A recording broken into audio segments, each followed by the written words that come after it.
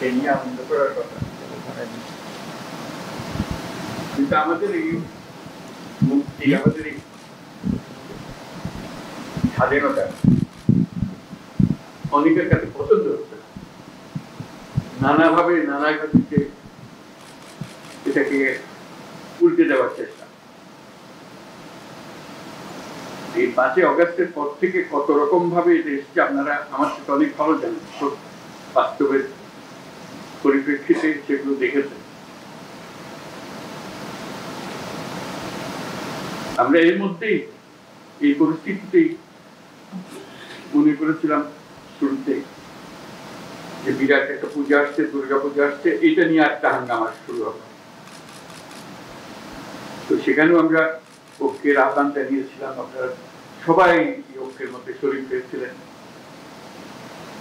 সারা দেশ জুড়ে খুব শান্তিপূর্ণ ভাবে পূজা পালিত হয়েছে, আমরা সবাই উপস্থিত ছিলাম। সারা দেশ পূজার আনন্দে শরীর হয়েছে, কোনো তফাৎ কোনো জায়গাতে কোনো রকমের বিশৃঙ্খলা কটূক্তি কিছুই হয়, সেটাও অনেকের পছন্দ হয়। আবার নতুন নতুন দেশে নতুন ভাবে চেষ্টা করেই যাচ্ছে। এখন যে চেষ্টার মধ্যে আমরা দেখছি চেষ্টা চলছে, সেটা বিশেষ একটা রূপ আছে, সেজন্য আপনাদের বিশেষভাবে আহ্বান জানাচ্ছি। এটা হলো যে যে বাংলাদেশ আমরা গড়ে তোলার চেষ্টা করছি, সেটাকে ধামাচাপা দিয়ে আরেক বাংলাদেশের কাহিনী তারা রচনা করে করছে এবং সারাক্ষণ এটা নানা রূপরেখা তারা দিয়ে যাচ্ছে। এখন এটা যে শুধু এক দেশের মধ্যে সীমাবদ্ধ রয়েছে তাও নয়, বিশেষ বিশেষ বড় বড় দেশের মধ্যে এটা ছড়িয়ে গেছে, যেহেতু আমাদের এই বিরাট অভ্যুত্থান যার পছন্দ হয়নি, যাদের পছন্দ হয়নি, তাদের মুছে দিতে চায়, আড়াল করতে চায়, এটাকে নতুন ভঙ্গিতে দুনিয়ার সামনে পেশ করতে চায়।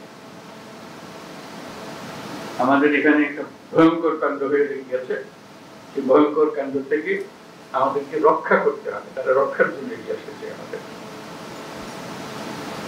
তো সেটা মিথ্যা প্রমাণ করা এবং বাস্তবকে সেখানে প্রতিষ্ঠিত করা, সেটার জন্য আমাদের সবাই একজোট হতে হবে। কারণ এখানে কোনো বিশেষ রাজনৈতিক মতবাদের বিষয় না, জাতি হিসেবে আমাদের অস্তিত্বের বিষয়। আমরা যে মুক্ত স্বাধীন বাংলাদেশ তৈরি করলাম এই অভ্যুত্থানের মাধ্যমে, সেটাকে তারা মুছে দিতে চায়, তারা আগেরটাতে ফিরে যেতে চায়। এটা মুখে বলছেন আগেরটা, কিন্তু ভঙ্গি হলো আগেরটা ভালো ছিল। এবার আগেরটা কিভাবে তারা নিয়ে আসবে সেই নানা দিক থেকে তাদের চলছে। তারা একটা কাল্পনিক বাংলাদেশ তৈরি করে রাখছে দুনিয়ার সামনে। তাদের শক্তি এত বেশি, অর্থ শক্তি এবং তাদের আয়োজনের শক্তি এত বেশি, ক্রমে ক্রমে দেখা যাচ্ছে মানুষকে এটাতে বেরাতে পারছে। এই নতুন যে কল্পকাহিনী তারা তৈরি করছে, সেটাতে অনেকে সন্দেহ প্রকাশ করছে, এটা কি ধরনের সরকার হলো ওখানে। এটা যখন আমরা বুঝতে পারছি না, বোঝার পিছনে পরিচ্ছন্ন একটা সরকার। কাউকে আমরা বাধা দিয়েছি এখানে আসতে? আমরা তো বারে বার বলছি যে আপনারা আসেন, দেখেন, দেখে যান। এখানে কোনো বাধা নেই, না দেখার বাধা আছে, না দেখার বাধা আছে, না বলার বাধা আছে।